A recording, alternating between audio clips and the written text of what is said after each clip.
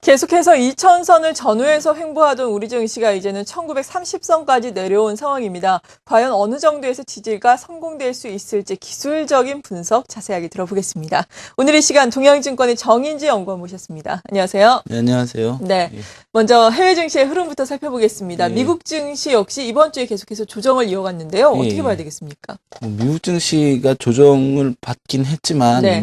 조정이 거의 끝나갈 무렵 아닌가 이런 생각이 좀 들고 있습니다. 차트 보시면서 말씀드리겠습니다. 주봉 차트인데요.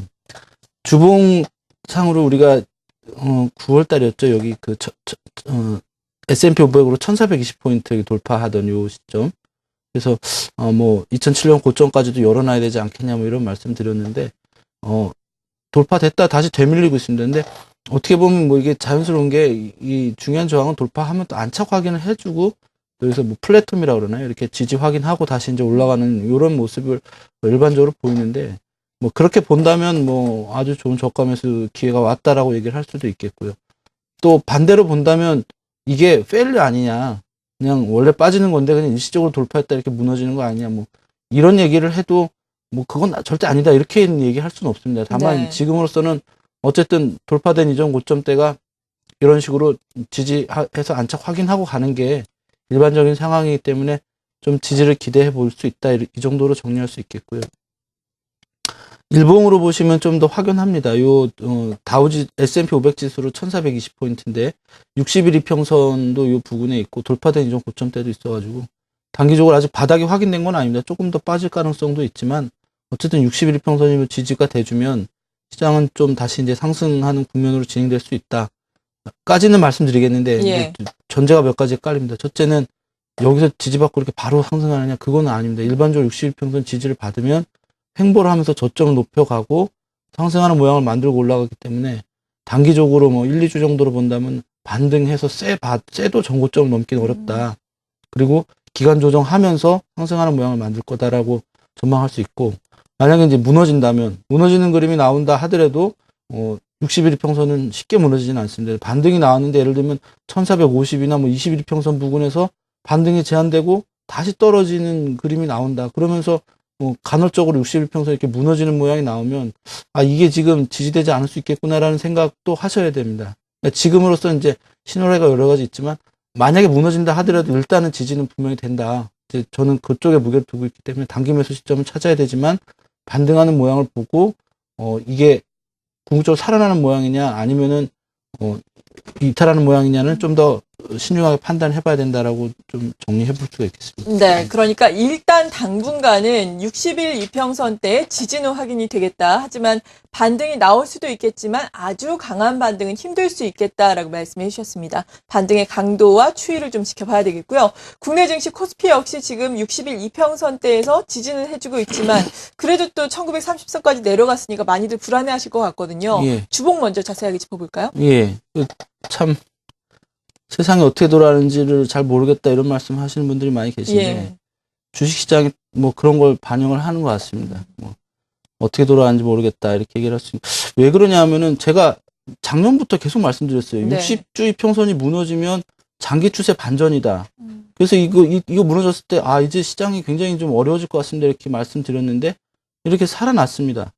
그래서 이제는 살아날 수도 있을 것 같습니다 이렇게 말씀드렸는데 또 무너졌습니다. 그러니까요. 그래갖고 이젠 진짜 조심해야 될 것 같습니다 이렇게 얘기를 했는데 어쨌든 이전 저점 때 지지되고 회복돼가지고 최근에 제가 60주 이평선이 회복되고 이렇게 안착도 확인했기 때문에 시장이 좀 긍정적으로 진행될 것 같습니다 이렇게 말씀드렸고 지금도 그런 관점은 변화는 없습니다. 그런데 만약에 여기가 또 무너지면 그럼 이제 얘기가 좀 나쁜 쪽으로 흐를 수밖에 없다라는 게 사실은 지금 굉장히 불안한 거고 이런 휩소가 일반적으로 일봉이나 이런 단기 평선 이런 데서 나타난 게 아니라 주봉상 60주 평선을 걸쳐서 2년 동안 이러고 있다라는 게 사실 굉장히 넌센스인데 세상이 넌센스하게 돌아가니까 주식시장도 이렇게 돌아가는 것 같습니다. 어쨌든 네.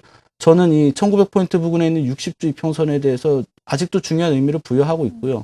만약에 이게 여기가 지지가 되고 진짜 확실하게 지지가 된다면 시장은 굉장히 강한 상승을 앞으로 중장기적으로 단기적으로 아니지만 기대해 볼 수 있겠다라고 말씀드릴 수 있고요. 큰 그림으로는 그렇습니다. 근데 만약에 또 무너진다면 또 중장기적인 뷰가 바뀔 수 있다. 이건 좀 감안을 하셔야 될 것 같고요.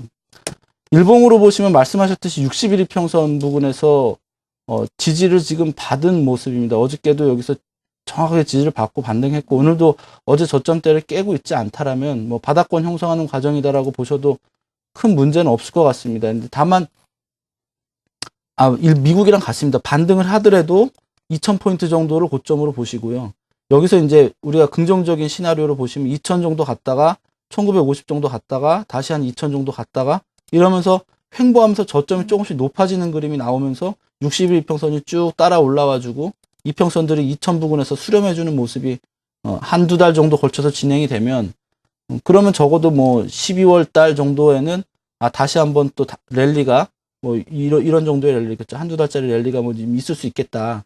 그런 기대를 해볼 수가 있겠고, 만약에 반대로 올라갔는데 이게 2000까지도 못 가고 그저 한 1970 정도에서 고점이 나오고 또 내려와가지고 단기 저점을 살짝 이탈하고 뭐 이런 식으로 조정이 좀 이렇게 무게가 아래쪽으로 실리는 조정이 나타나면 사실은 이게 결국은 61 이평선을 무너뜨리는 과정 아니겠냐 뭐 이런 식의 어떤 고민을 해볼 수가 있겠고요.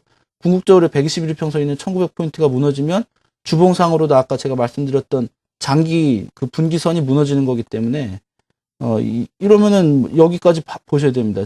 박스 하단 1750까지.